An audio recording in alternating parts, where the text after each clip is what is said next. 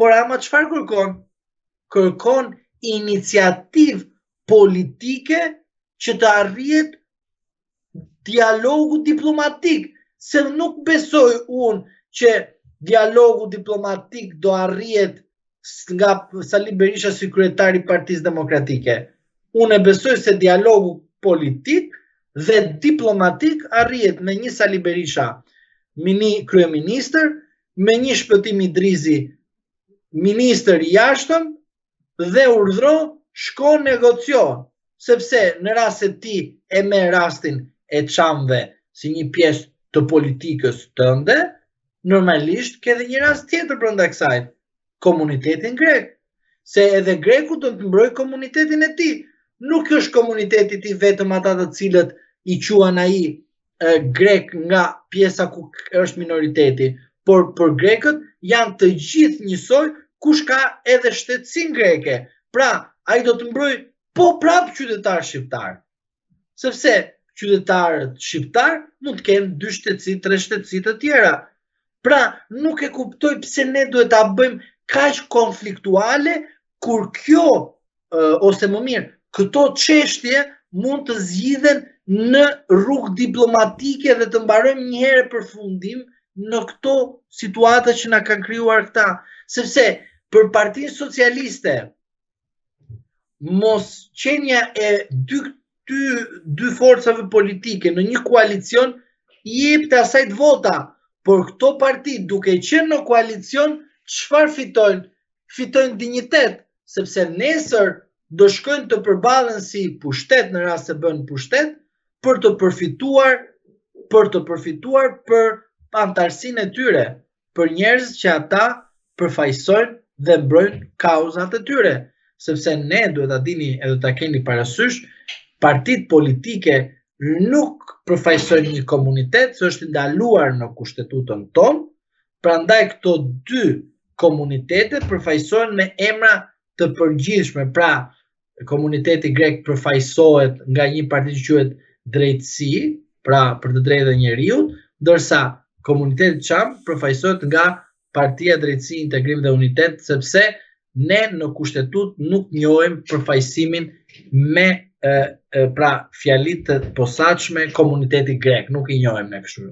Duhet jetë i përgjithshëm, sepse ata përfaqësojnë gjithë qytetarë shqiptar, pavarësisht se je grek, je shqiptar, je amerikan, je të një pakice të posaçme në Republikën e Shqipërisë, për kushtetutën tonë, çdo subjekt politik përfaqëson të gjithë qytetarët. Pse Berisha po ashtu edhe Rama nuk e kanë zgjidhur dot çështjen çame, po ndërkohë edhe ligjin e luftës të cilin Greqia vazhdon ta mbajë në fuqi, por nga ana tjetër, sa ka pasur interes Greqia, po të përmendim këtu rastin e detit, menjëherë janë vënë në shërbim të Athinës zyrtare. Si mendoni, kush mund të jetë ai politikan dhe çfarë do duhet bërë në këtë drejtim për ta zgjidhur një herë mirë si çështjen çame ashtu dhe ligjin e luftës?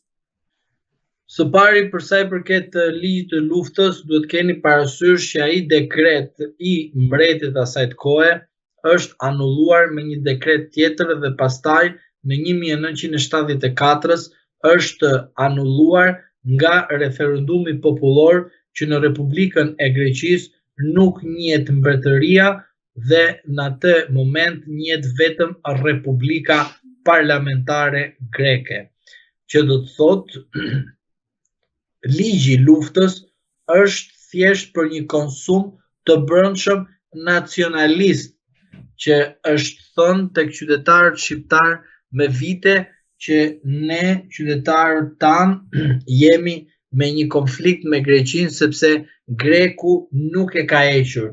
Jo, kjo është hequr, madje kjo heqje ka ndodhur edhe me antarësimin ton në NATO, sepse rasti kryesor është që 2 shtete aleate nuk mundet brenda NATO-s të bëjnë luftë njëri tjetrit, ose të dyja ikin, ose asnjëra nuk i bën luftë njëra tjetrës.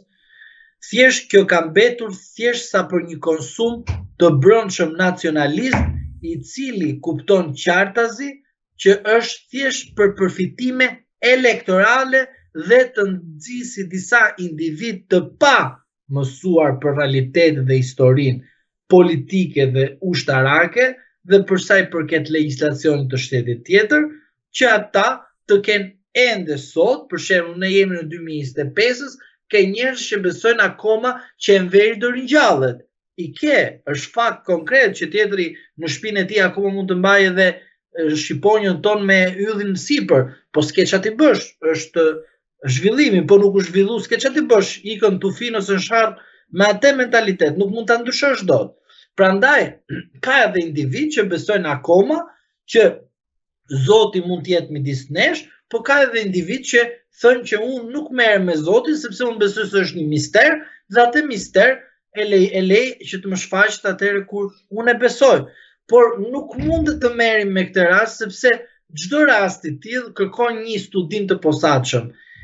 Për sa i përket një rrugë zgjidhje, unë mendoj që për të gjitha konfliktet që mund të kemi me Greqinë, ne do t'i zgjidhim si popull në rrugë diplomatike me detyrim në momentin e integrimit në Bashkimin Evropian. Pse e them këtë rast? Marrim shkak Maqedoninë, që ne e kemi cituar gjithmonë Maqedoni, Greqia e citonte Fyrom. Pra, në asnjë moment nuk i kishte dhënë emrin Maqedoni. Pas një marrëveshje shumë të madhe politike, arritën në një moment të dy vendet që të Fyrom të quhet Maqedonia e Veriut dhe çdo gjë të zgjidhet me integrimin e atij vendit në NATO. Edhe tek ne kështu do të ndodhi zotëri. Pse? Sepse Bashkimi Evropian nuk pranon integrim në Bashkimin Evropian duke patur komunitete të ndryshme me pretendime pa u dhënë rrugëzidhje diplomatike. Në rast se ne do të shkojmë në Bashkimin Evropian, do greku, nuk do greku, do shqiptari, nuk do shqiptari, do amerikani, nuk do amerikan, do europian, nuk do europiani, çështjet sensitive që kanë të bëjnë me pretendimet të komuniteteve të ndryshme, do të diskutohen në truez dhe nuk mundet kurrësi të paragjykohen. Pra, nuk mundet kurrësi të thotë Greqia nuk e pranojnë këtë komunitet. Greqia mund të thotë, unë pranoj të diskutoj, këto janë kushtet e mia, të dëgjoj kushtet e tua. Por, më fal, 34 vite, kush nga këta ka bërë kushtet tek Europa dhe tek amerikanët? Asnjëri. Prandaj unë besoj që ky koalicion që u bë dhe shpresoj që zoti Idrizi dhe zoti Dule të jenë serioz me njëri tjetrin dhe të pretendojnë për të drejtat e komuniteteve që ata përfaqësojnë. Në rast se ata dështojnë nga kjo marrëveshje, në rast se marrin pushtetin dhe marrin karriget dhe pastaj harrojnë komunitetet e tyre, sigurisht që përgjegjësia është e Dules dhe Idrizit dhe nuk ka më faj asnjë tjetër përveç atyre që kanë votuar këta të dy duke trahtuar kauzat e tyre. Është shumë e qartë çfarë tjetër duan të bëjnë.